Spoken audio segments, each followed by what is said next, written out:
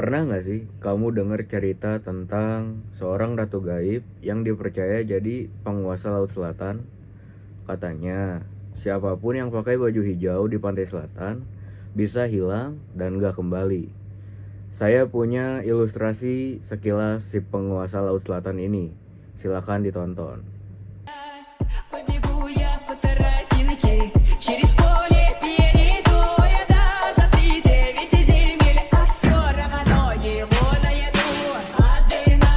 Одному попрошу я у его, чтоб меня одну любил и все, и больше никого, чтоб меня. Cerita ini berasal dari tanah Jawa. Dulu banget ada putri cantik bernama Dewi Kadita. Sayangnya, hidupnya nggak seindah wajahnya. Karena ada yang iri, yaitu selir ayahnya sendiri, Dewi Kadita difitnah sampai tubuhnya kena penyakit aneh. Kulitnya rusak dan seluruh tubuhnya bau banget. Orang-orang di istana pun takut untuk mendekat.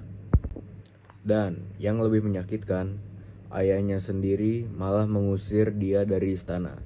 Bayangin coba, diperlakukan seperti itu padahal dia nggak salah apa-apa. Dengan hati yang hancur, Dewi Kadita berjalan tanpa arah. Sampai akhirnya, dia tiba di tepi Laut Selatan.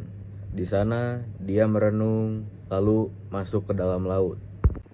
Ajaibnya, penyakitnya hilang. Bahkan, dia berubah menjadi sosok yang kuat dan sakti. Sejak saat itu, dia dikenal sebagai Nyi Roro Kidul, Ratu Laut Selatan yang menguasai ombak dan segala isi lautan. Sampai sekarang, banyak orang percaya kalau kamu ke pantai selatan, kayak di Parangtritis, jangan pernah pakai baju warna hijau. Itu warna kesukaannya Nyi Roro Kidul.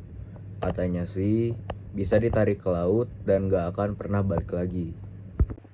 Nah, itu dia tadi cerita tentang Nyi Roro Kidul. Mitos atau kenyataan, hanya Tuhan yang tahu. Tapi satu hal yang pasti, kisah ini terus hidup di hati masyarakat, jadi bagian dari budaya dan sejarah Jawa. Nah, aku punya cerita kedua nih.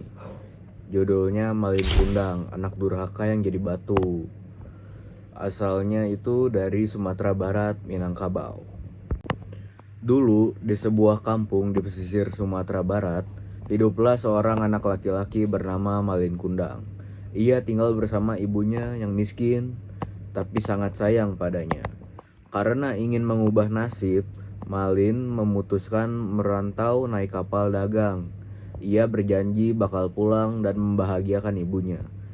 Tapi bertahun-tahun berlalu, Malin nggak pernah pulang. Ibunya tetap sabar menunggu sambil mendoakan anaknya setiap hari. Sampai suatu hari, Malin akhirnya kembali ke kampung. Tapi sekarang dia sudah jadi orang kaya dan menikah dengan wanita bangsawan. Saat ibunya datang menghampiri dengan penuh haru, Malin malah malu dan mengingkari bahwa itu ibunya sendiri. Tak lama setelah itu, langit tiba-tiba gelap. Petir menyambar dan Malin Kundang beserta kapalnya berubah menjadi batu. Batu itu konon masih bisa dilihat sampai sekarang. Batu itu ada di pantai Air Manis, Padang. Nah, itu dia tadi dua cerita atau legenda mitos dari saya. Terima kasih sudah menonton. Saya punya sedikit cuplikan video sebagai penutup. Terima kasih.